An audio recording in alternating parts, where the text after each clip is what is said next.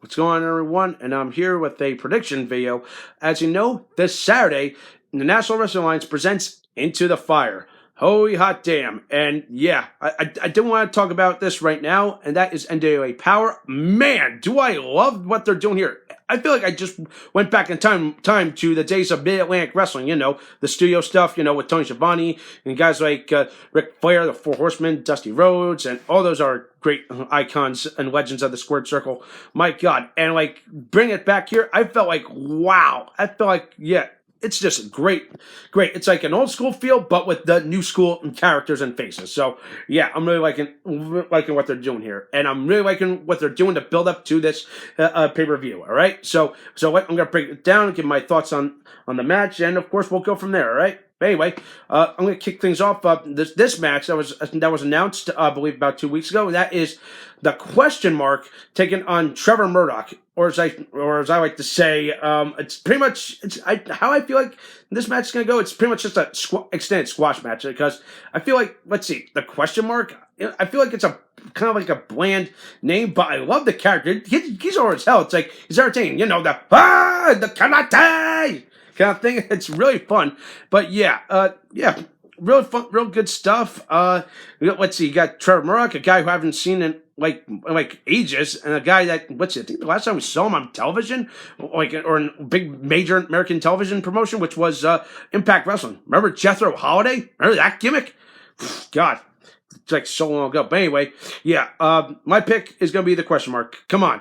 Gotta get him over in some way, especially if you want to just put him on the pay-per-view, just get some more eyes watching. Hey, why not? Okay? Question mark all the way. Now I'm gonna talk about this unique match on the show. It's a women's tag team bout as the women's world champion Allison Kay teams with Ashley Vox, pretty much a newcomer in my opinion, to take on this trio of Melina Perez, Thunder Rosa, and Marty Bell. But the interesting thing about the stipulation is that it could be any one of those two of those three women. So I'm like, okay, that's a very, very old school, rare stipulation. So I'm curious where they're going to go with this. But of course, who's it going to be? Is it going to be it could be any combination of those three. But how I see it's going to be, it's probably going to be Marty Bell and Melina Perez, because both these two have some beef with Allison Kay, because let's see, one, Marty Bell and Allison Kay are kind of buddies, and number two, Melina and Allison Kay had a bit of a stare down on episode 9, which almost came to blows. And of course, hey, why not? If they're just trying to build this up, keep these two women separated from each other,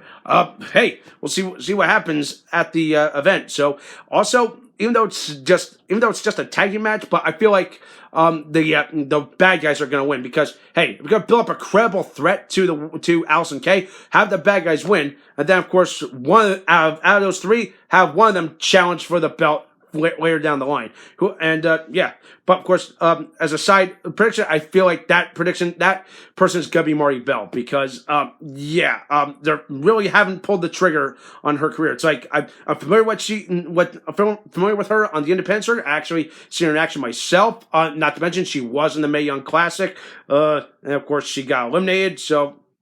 Say what you want about it, but hey, my pick is going to be the trio, okay, over Allison Kay and Ashley Vox, all right?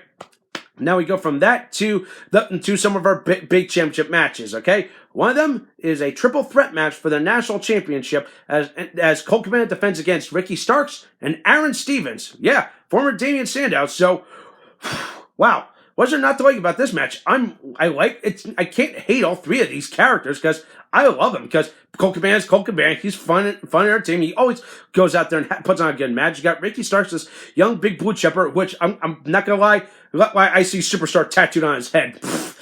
Sorry about that. And then of course Damian Sandow.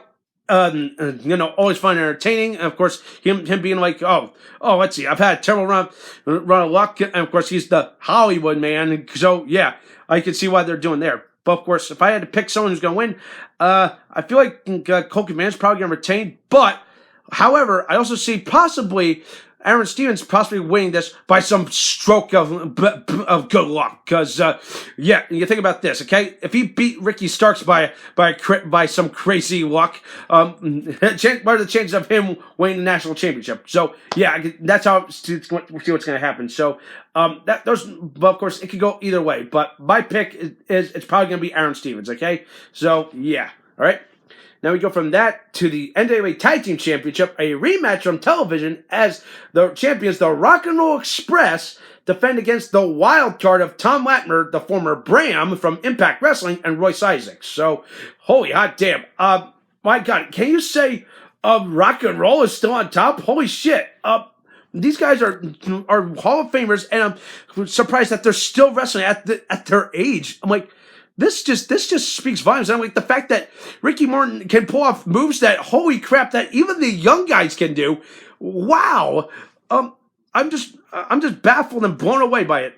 But then again, let's boil down to the match. So what I think's gonna happen? Well, let's see. I really want to see the Rock and Roll Express retain, but then again, at the same time, the wild cards, they're hungry.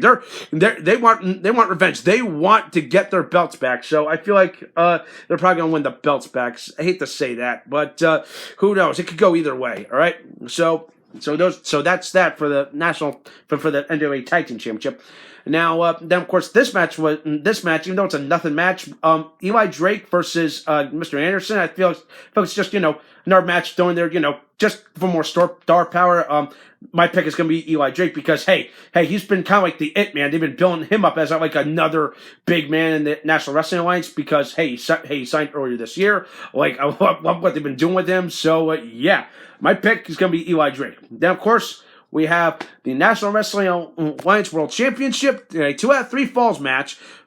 James Storm versus Nick Aldis. But now we have an interesting monkey wrench thrown into the situation. So each one of these guys have picked a referee to officiate one of the falls. So first fall is going to be officiated by Brian Hebner, and the second fall is going to be officiated by Tim Storm. And in case they go to a third fall, there will be a coin toss to determine who's going to count that final fall. So really interesting, really old school stipulation. But then again, I'm like, is that really necessary? All I just want to see is just a regular 2 out of 3 falls match. Okay, so yeah, Nick Aldis versus Storm. Come on, these guys have been building up for a while. Not to mention we talk about this so-called conspiracy theory. Like, oh, I feel bad for James Storm because like everything has been quote unquote swept under the rug. It's like, let's not talk about it. I'm like, what the heck's going on there? But hey, let's just see. I'm curious how they're going to go with this after this pay-per-view. So yeah, my money's probably going to be on Storm because let's see, he came to the NWA. He won the national championship Cold Command. He lost it on television several weeks ago,